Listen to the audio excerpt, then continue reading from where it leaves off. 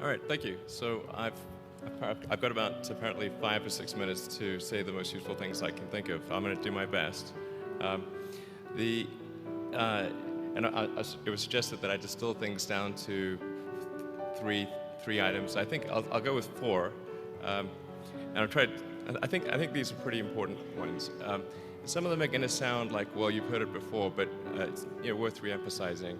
I think the first is you need to work, depending upon how well you want to do, and particularly if you're starting a company, you need to work super hard. So what does super hard mean? Well, when my brother and I were starting our first company, instead of getting an apartment, we just rented a small office and we slept on the couch. And we showered at the YMCA, and we're so hot up we had just one computer. So the website was up during the day, and I was coding at night, 7 days a week, all the time. And I sort of briefly had a girlfriend in that period, and in order to be with me, she'd have to sleep in the office. So work hard, like every waking hour. That's the thing I would say, particularly if you're starting a company.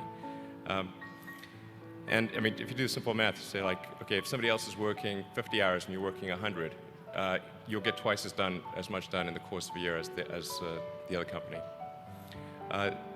The other thing I'd say is that if you're creating a company or if you're joining a company, the most important thing is to attract great people. So either join a group that's amazing, that you really respect, or if you're building a company, you've got to gather great people. I mean, all a company is a group of people that have gathered together to create a product or service. And so depending upon how talented and hardworking that group is, and the degree to which they're focused cohesively in a good direction, that will determine the success of the company. So do everything you can to gather great people if you're creating a company. Then I'd say focus on signal over noise. A lot of companies get confused. They spend money on things that don't actually make the product better. So, for example, at Tesla, we've never spent any money on advertising. We put all of the money into R&D and manufacturing and design to try to make the car as good as possible. And I think that's the way to go. So for any given company, just keep thinking about, are these efforts that people are expending, are they resulting in a better product or service? And if they're not, stop those efforts.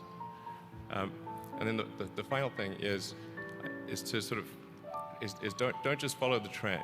So you may have heard me say that it's good to think in terms of the physics approach of first principles, which is, rather than reasoning by analogy, you boil things down to the most fundamental truths you can imagine, and you reason up from there. And this is a good way to figure out if something really makes sense, or if it's just what everybody else is doing. It's hard to think that way. You can't think that way about everything. It takes a lot of effort. But if you're trying to do something new, it's the best way to think.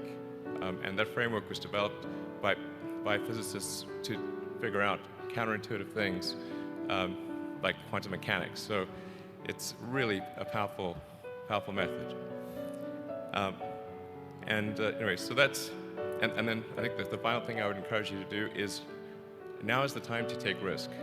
You don't have, you don't have kids. Your obligation. Well, sorry. Probably don't have kids. But as you get older, your obligations increase. So and once you have a family, you start taking risk not just for yourself but for your family as well. It gets much harder to do things that might not work out. So now is the time to do that before you have those obligations. So I would encourage you to take risks now. Do something bold. You won't regret it. Thank you.